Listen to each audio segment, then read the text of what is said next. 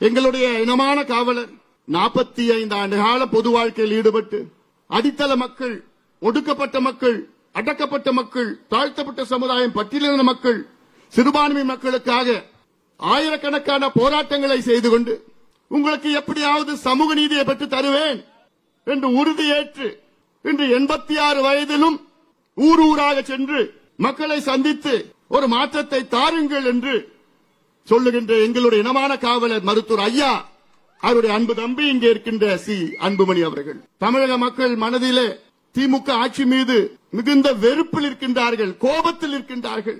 மாம்பழம் சின்னத்தில் வாக்களித்து எங்களுக்கு வெற்றியை கொடுங்கள், அதன் மூலமாக தமிழகத்தில் பல மாற்றங்கள் வரும். திமுக அதாவது நிச்சயமா நடக்காது, ஒரு பேச்சுக்கு சொல்றேன். திமுக வெற்றி பெற்றால் திமுக அவருடைய வேட்பாளர் நல்லா இருப்பாரு, அவர் குடும்பம் நல்லா இருக்கும். ஆனால் பாமக வெற்றி பெற்றால் நீங்கள் நல்லா இருப்பீர்கள், உங்கள் பிள்ளைகளுக்கு படிப்பு கிடைக்கும், உங்கள் பிள்ளைகளுக்கு வேலை வாய்ப்பு கிடைக்கும், கள்ளச்சாராயம் ஒழிக்கப்படும். இந்த மாற்றம் தான் வேண்டும் எங்களுக்கு. பக்கத்தில் இருக்கின்ற கள்ளக்குறிச்சி 15 நாட்களுக்கு முன்பு அங்க நடந்த சோகம்.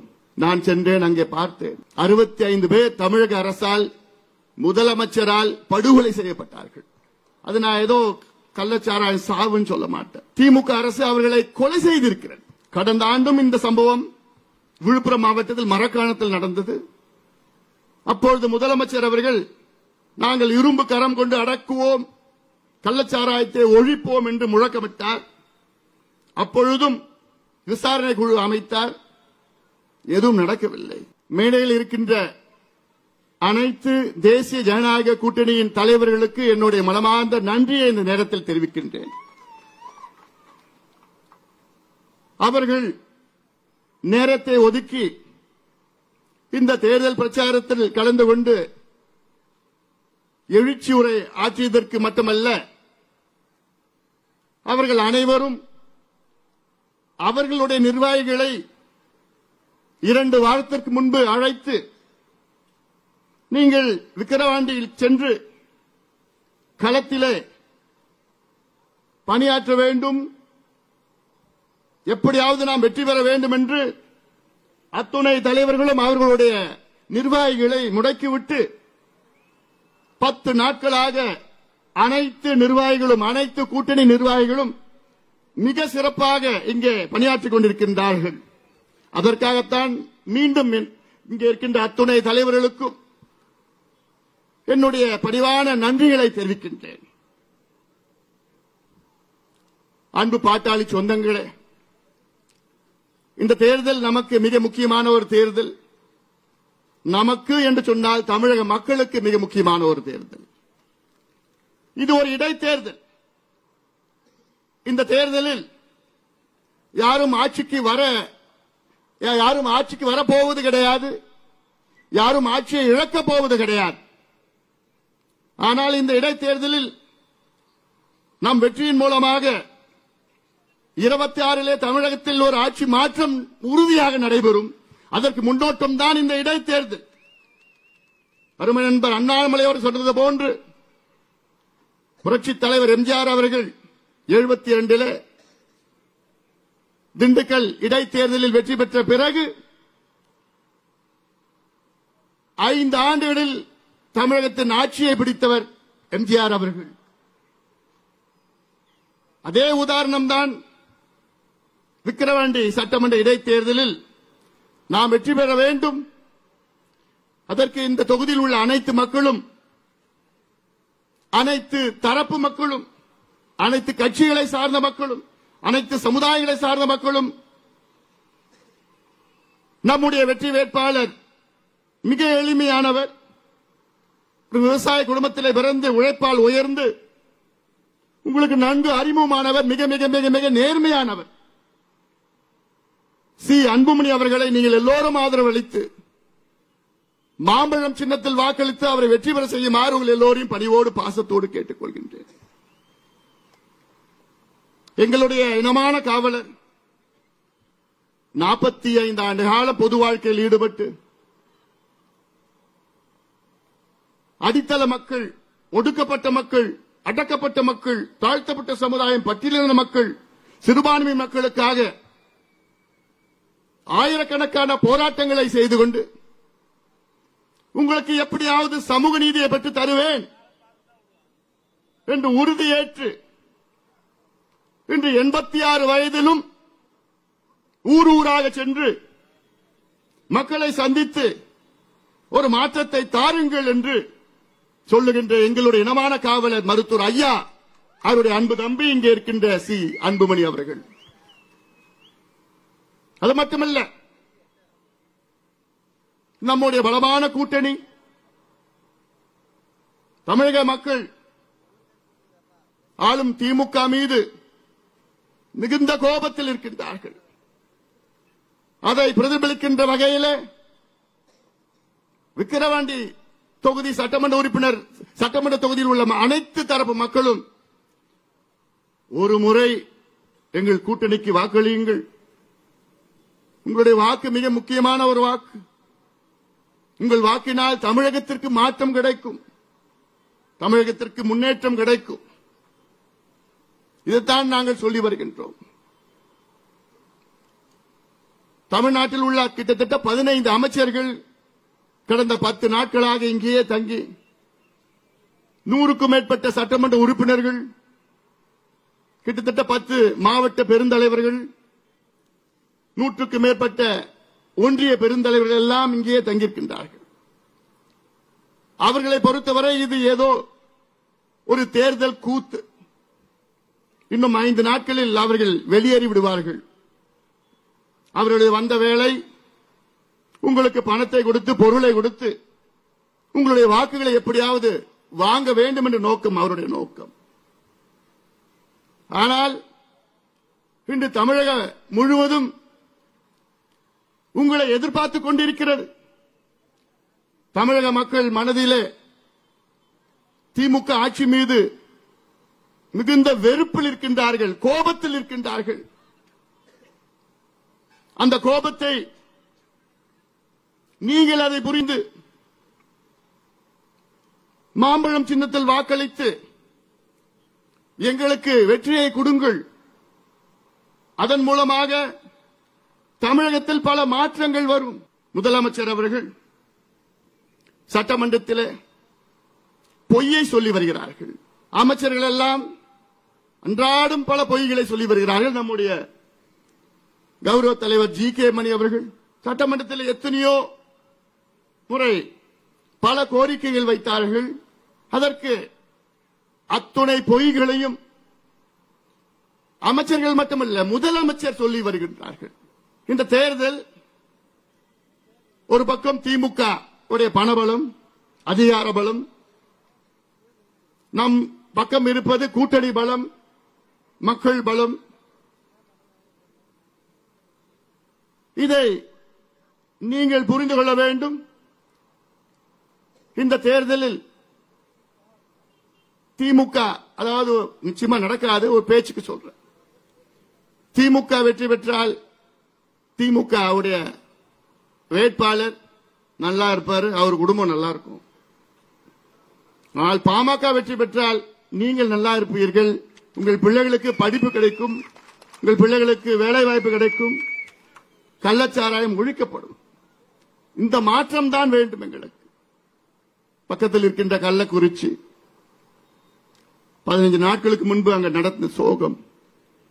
நான் சென்றேன், அங்கே பார்த்தேன். 65 பேர் தமிழக அரசால் முதலமைச்சரால் படுகொலை செய்யப்பட்டார்கள்.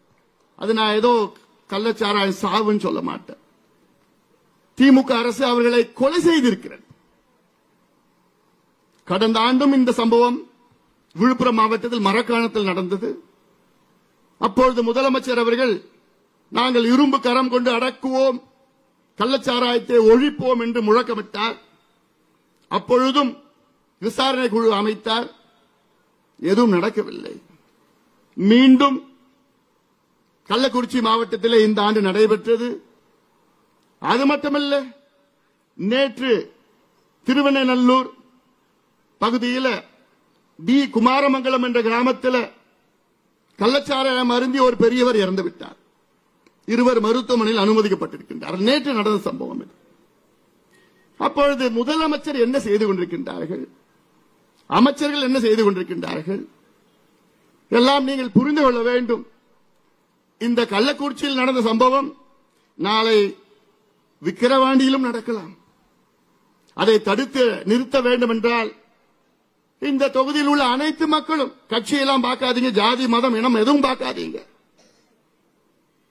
உங்களுடைய வாக்குகளை, உங்களுடைய கோபத்தை வெளிப்படுத்துங்கள். உங்களிடம் மிகப்பெரிய ஒரு ஆயுதம் இருக்கிறது. அந்த ஆயுதம் தான் வாக்கு, ஓட். அதை வெளிப்படுத்துங்கள்.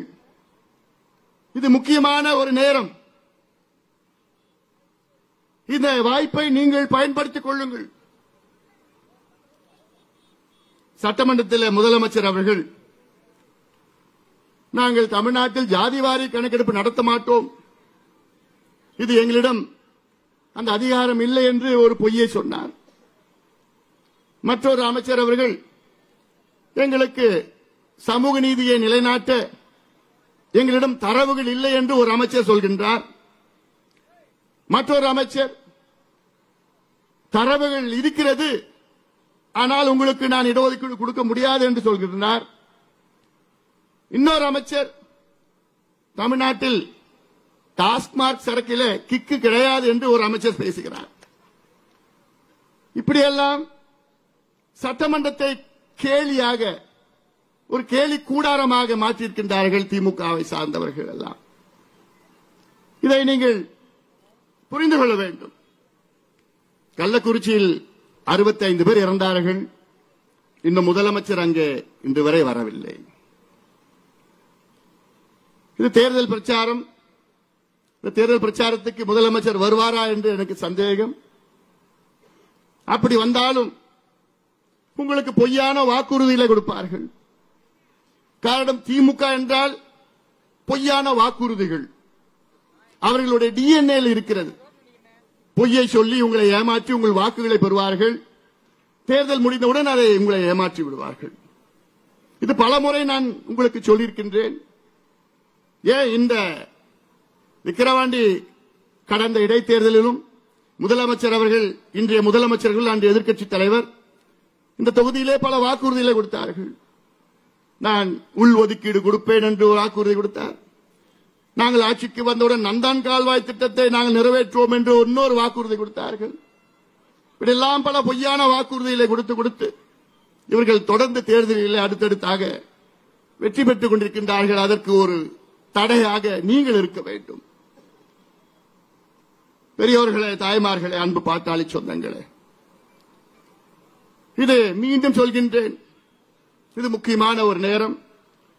இன்று காலை கூட நான் ஒரு பேட்டி கொடுத்தேன். அந்த பேட்டியிலே நான் சொல்லியிருக்கின்றேன், தமிழ்நாட்டில் சமூக நீதிக்கு ஒரு ஆபத்து வந்திருக்கிறது. தமிழ்நாட்டில் 69 விழுக்காடு இடஒதுக்கீட்டுக்கு ஒரு பேர் ஆபத்து வந்திருக்கிறது.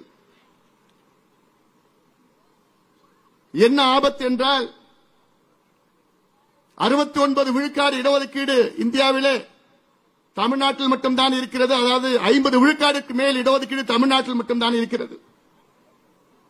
இதை உறுதி செய்தது முன்னாள் முதலமைச்சர் புரட்சித் தலைவி ஜெயலலிதா அம்மையார் அவர்கள் 93, 94 இந்த 69 விழுக்காடு இடஒதுக்கீட்டை 9வது அட்டவணையிலே அரசியல் சாசன சட்ட திருத்தத்தை கொண்டு வந்து நமக்கு பாதுகாப்பு கொடுத்தார்கள். என்னை பொறுத்தவரை தமிழ்நாட்டு மக்களுக்கு மிகப்பெரிய சமூக நீதியை வழங்கியது முன்னாள் முதலமைச்சர் புரட்சித் தலைவி அம்மா அவர்கள். ஆனால் அவர்கள் மட்டுமன்று, 9வது அட்டவணையிலே கொண்டு வரவில்லை என்றால் அடுத்த ஆண்டே நமக்கு 69 விழுக்காடு இடஒதுக்கீடு ரத்து செய்யப்பட்டிருக்கும், நீதிமன்றத்தால் ரத்து செய்யப்பட்டிருக்கும். ஆனால் அதன் பிறகு நீதிமன்றத்திலே, உச்ச நீதிமன்றத்திலே வழக்கை தொடர்ந்து 2007 ஒரு வழக்கை தொடர்ந்தார்கள். தமிழ்நாட்டில் 69 விழுக்காடு இடஒதுக்கீட்டை ரத்து செய்ய வேண்டும் என்று. அது 2010 உச்சநீதிமன்ற தலைமை நீதிபதி ஒரு தீர்ப்பை வழங்கினார். அந்த தீர்ப்பில் தமிழ்நாட்டில் 69 விழுக்காடு இடஒதுக்கீட்டை உச்சநீதிமன்றம் ஏற்றுக்கொள்கிறது. ஆனால் ஓராண்டிற்குள் தமிழக அரசு ஜாதிவாரி கணக்கெடுப்பை எடுத்து அந்த 69 விழுக்காடு மக்கள், தாழ்த்தப்பட்ட பழங்குடி மக்கள், மிக பிற்படுத்த மக்கள் இருக்கின்றார்களா என்று தரவுகளை எங்களிடம் கொடுங்கள் என்று 2010 சொன்னார்கள். அதன் பிறகு அந்த கணக்கெடுப்பு நடத்தவில்லை. இப்பொழுது உச்சநீதிமன்றத்திலே இருவர் வழக்கை தொடர்ந்திருக்கின்றார்கள். இந்த வழக்கு 2021 வந்தது. அப்பொழுது நீதிபதிகள், உச்சநீதிமன்ற நீதிபதிகள் சொன்னார்கள், இப்பொழுது மராத்தா இடஒதுக்கீடு வழக்கு வந்திருக்கிறது. இந்த மராத்தா இடஒதுக்கீடு வழக்கு அது முடிந்த பிறகு நாங்கள் தமிழ்நாட்டில் உள்ள 69 விழுக்காடு இடஒதுக்கீடு வழக்கை நாங்கள் எடுப்போம் என்று சொல்லியிருக்கின்றார்கள். இப்பொழுது மராத்தா இடஒதுக்கீடு வழக்கு முடிக்கப்பட்டிருக்கிறது. ஜூலை 8ஆம் தேதிக்கு பிறகு உச்சநீதிமன்றம் கூட இருக்கிறது. அதன் பிறகு தமிழ்நாட்டில் உள்ள 69 விழுக்காடு இடஒதுக்கீடு வழக்கு உச்சநீதிமன்றத்திலே வர இருக்கிறது. அப்பொழுது நீதிபதிகள் கேள்வி கேட்பார்கள், தரவுகள் இருக்கிறதா? ஏன் நான் 69 விழுக்காடு இடஒதுக்கீட்டை நான் தொடர வேண்டும், ஏன் அதை ரத்து செய்யக்கூடாது என்று நீதிபதிகள் கேட்டவுடன் தமிழக அரசிடம் கேள்வி பதில் இருக்குமா? இல்லை. அதனால்தான் நான் சொல்கின்றேன், தமிழக மக்களை நீங்கள் புரிந்து கொள்ளுங்கள். இது ஏதோ ஜாதி பிரச்சனை கிடையாது, தமிழ்நாட்டுடைய முன்னேற்ற பிரச்சனை. தமிழக அரசுக்கு அத்துணை அதிகாரம் இருக்கிறது. ஆனால் எங்களுக்கு அதிகாரம் இல்லை, மத்திய அரசு தான் இருக்கிறது என்று நிச்சயமாக மத்திய அரசை நாங்கள் வலியுறுத்துவோம், மாற்று கருத்து கிடையாது. ஆனால் மத்திய அரசு எடுப்பது அது காஸ்ட் சென்சஸ். நாங்கள் கேட்பது சர்வே. இந்தியன் ஸ்டாட்டிஸ்டிக்கல் ஆக்ட் 2008 படி நாங்கள் கேட்பது சர்வே எடுங்கள். சென்சஸ் என்பது ஒரு மேக்ரோ லெவல், ஒவ்வொரு சமுதாயம் எவ்வளவு தலை எண்ணிக்கை மட்டும் எடுப்பார்கள். சர்வே என்பது அந்த ஒவ்வொரு சமுதாயம் எந்த நிலையில் இருக்கின்றார்கள். ஒரு உதாரணம், மீனவர் சமுதாயம் இருக்கிறது. அந்த மீனவர் சமுதாயம் எந்த நிலையில் இருக்கின்றார்கள், அவர்களுக்கு வீடு இருக்கிறதா, குடிசையில் இருக்கின்றார்களா, வீட்டில் கழிப்பறைகள் இருக்கிறதா, வீட்டில் எத்தனை பட்டதாரிகள் இருக்கின்றார்கள், எத்தனை பேர் அரசு வேலை செய்கின்றார்கள், அவர்களுக்கு படகுகள் இருக்கிறதா, வலைகள் இருக்கிறதா, வருமானம் எவ்வளவு என்றெல்லாம் கணக்கெடுப்பார்கள். இது மைக்ரோ லெவல் அசஸ்மெண்ட். இதுதான் மாநில அரசு எடுக்க வேண்டும், மாநில அரசு மட்டும்தான் எடுக்க முடியும். அதை வைத்துத்தான் சமூக நீதியை நீங்கள் நிலைநாட்ட முடியும்.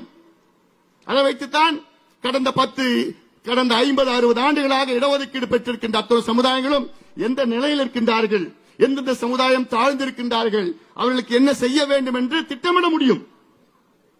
இதைத்தான் நாங்கள் கேட்கின்றோம். ஆனால் அதை மறுக்கின்ற ஸ்டாலின் அவர்கள், உங்களுக்கு சமூக நீதி பற்றி பேச எந்த தகுதியும் தகுதியும் இல்லை ஸ்டாலின் அவர்களே,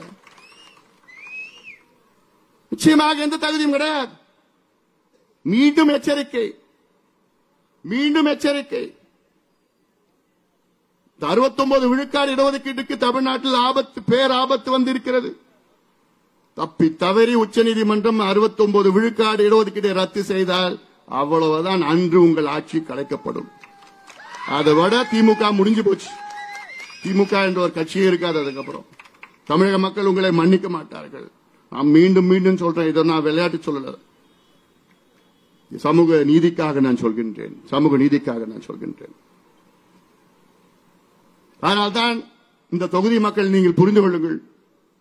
விக்கிரவாண்டி தொகுதியில் வாழ்கின்ற மக்களே, தமிழகம் முழுவதும் உங்களை எதிர்பார்த்துக் கொண்டிருக்கிறது. இந்த மாவட்டத்தை எடுத்துக் கொள்ளுங்கள், விழுப்புரம் மாவட்டம் தமிழ்நாட்டிலே மிக மிக மிக மிக மிக பின்தங்கிய மாவட்டம். கடந்த 30 ஆண்டுகளில் எடுத்தீர்கள் என்றால் 10வது தேர்வு 12வது தேர்வில் கடைசி 3 இடத்தில் வருகின்ற மாவட்டம் விழுப்புரம் மாவட்டம். இந்த 30 ஆண்டுகளில் பர் கேபிட்டா இன்கம் கடைசியில் இருக்கின்ற மாவட்டம் விழுப்புரம் மாவட்டம். இந்த 30 ஆண்டுகளில் ஹியூமன் டெவலப்மெண்ட் இண்டஸ்ட்ரீஸில் கடைசியில் இருப்பது இந்த விழுப்புரம் மாவட்டம்.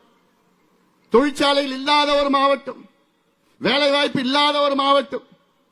ஆனால் ஒன்றிலே முதலிடத்தில் இருக்கிறது, டாஸ்மாக் விற்பனையிலே முதலில் இருக்கிற மாவட்டம் விழுப்புரம் மாவட்டம். கல்வியிலே கடைசியில் இருக்கின்ற மாவட்டம் விழுப்புரம் மாவட்டம். குடிசையிலே அதிகமாக இருக்கின்ற மாவட்டம் விழுப்புரம் மாவட்டம். இதுதான் வளர்ச்சியா? இந்த மாவட்டத்தில் உள்ள விக்கிரவாண்டி தொகுதி இருக்கிறது, அது இன்னும் மோசமாக இருக்கிறது. எத்தனை அமைச்சர்கள் வந்தீர்கள்? இதற்கு முன்பு இருந்த சட்டமன்ற உறுப்பினர் திமுகவை சார்ந்தவர். இந்த தொகுதிக்கு ஏதாவது செய்தார்களா? இல்லை. தொகுதி மக்களுடைய நீண்டகால கோரிக்கை, இந்த மாவட்ட மக்களுடைய நீண்டகால கோரிக்கை நந்தன் கால்வாய் திட்டம். நம்முடைய ஏஜி சம்பத் அவர்கள் இருக்கின்றார். அவருடைய தந்தை ஏஜி கோவிந்தசாமி அவர்கள், அவர்தான் திமுகவுக்கு இந்த உதயசூரன் சின்னத்தை கொடுத்தார்கள். அந்த சின்னத்தை பறித்து அவரை வெளியேற்றி விட்டார்கள். அதுதான் திமுக. பிறகு ஏஜி சம்பத் அவர்களையும் வெளியேற்றி விட்டார்கள். அவருடைய தந்தை வேளாண் துறை அமைச்சராக இருந்த நேரத்தில் அப்பொழுது இந்த திட்டத்தை அறிவித்தார், கொண்டு வந்தார், அறிவித்தார். அப்பொழுது ஏஜி அவர்கள் நந்தன் கால்வாய் திட்டம் 44 கிராமத்தில் உள்ள ஏரிகளை நிரப்புகின்ற திட்டம். மழை காலத்திலே வீணாக ஆற்றில் தண்ணீர் செல்கிறது. அந்த தண்ணியை திருப்பி இந்த பக்கம் திருப்பி கால்வாய் மூலமாக ஏரிகளை நிரப்புகின்ற திட்டம் இது.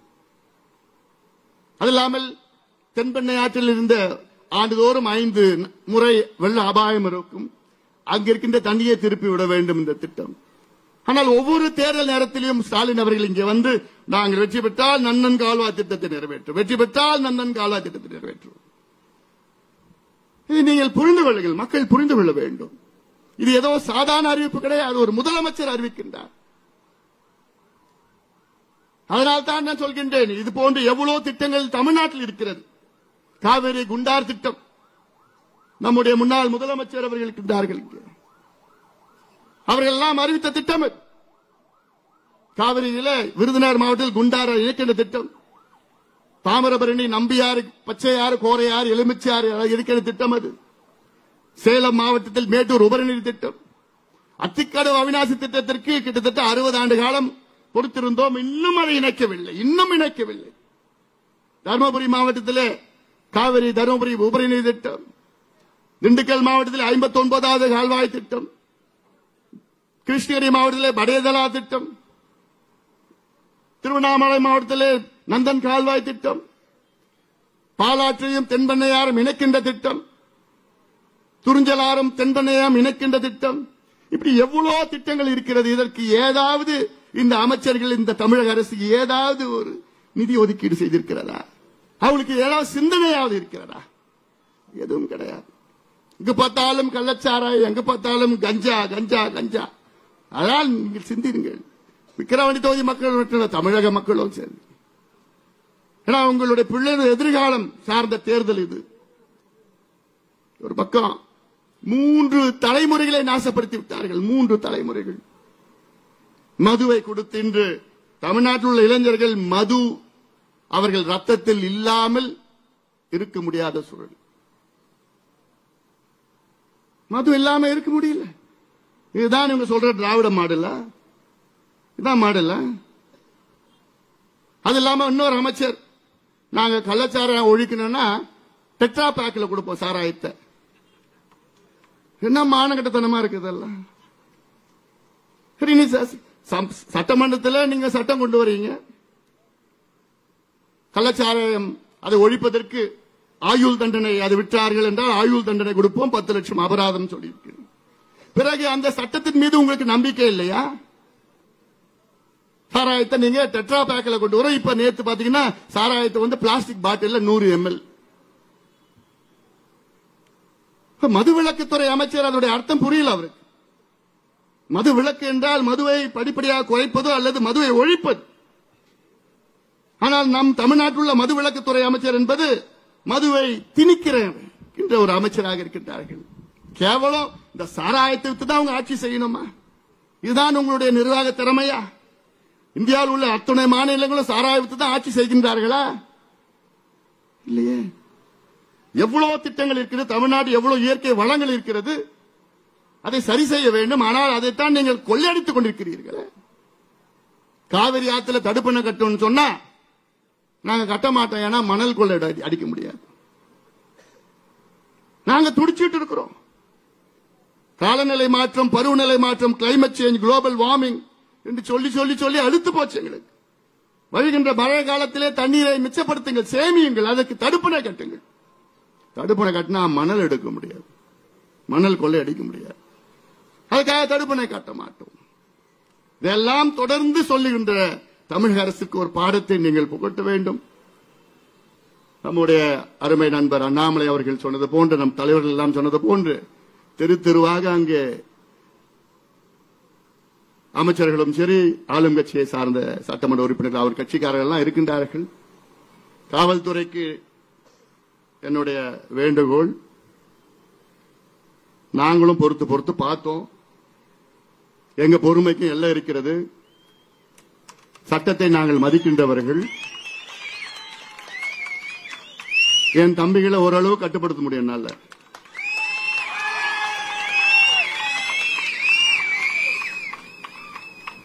இது ஈரோடு கிடையாது, இது விக்கிரவாண்டி. கண் அசைச்சா போதும், சொல்லக்கூட வேண்டாம். ஆனாலும் நாங்கள் சட்டத்தை கட்டுப்படுத்துவோம், சட்டத்திற்கு உட்பட்ட நாங்கள் செயல்படுவோம். நியாயமாக இந்த தேர்தல் நடைபெற வேண்டும். தமிழ்நாட்டில் பஞ்சாயத்து தேர்தல் கூட நியாயமா நடக்கும். ஆனா இந்த விக்கிரவாண்டி சட்டமன்ற தேர்தல் அதை விட மோசமா, ரொம்ப மோசமா. இங்க தேர்தல் அதிகாரின்னு ஒருத்தர் இருக்கிறார், அவர் எங்க இருக்கிறான்னு யாருக்கும் தெரியல. டிஆர்ஓ, ஒரு டிஆர்ஓ தேர்தல் அதிகாரியா போட்டா அமைச்சர் வந்தோன்னு சல்யூட் அடிக்கிறாரு. ஏன் எம்எல்ஏ போனாலே சல்யூட் அடிக்கிறாரு. இவர் என்னத்த தேர்தலில் நடத்த முடியும்? நாங்க அன்னைக்கு ஐயா கூட்டத்துக்கு வராரு, ஐயா கூட்டத்துக்கு வந்த சிந்தாமணிக்கு போறாரு. அங்க பார்த்தா திமுக காரங்க 4 மணிக்கு பெண்கள் இங்க வந்தீங்கன்னா உங்களுக்கு எல்லாருக்கும் 2000 ரூபாய் கிடைக்கும். ஐயா கூட்டத்துக்கு யாரும் போக கூடாதான். அங்க போகாம இங்க யாராவது வந்து 2000 ரூபாய் பெண்களுக்கு கொடுப்போம்னு இப்படி பணத்தை வைத்து அநியாயம் செய்து கொண்டிருக்கின்றார்கள். நாளைக்கு என்ன செய்வாங்க அதுவும் ஞாபகம் வச்சுக்கோங்க.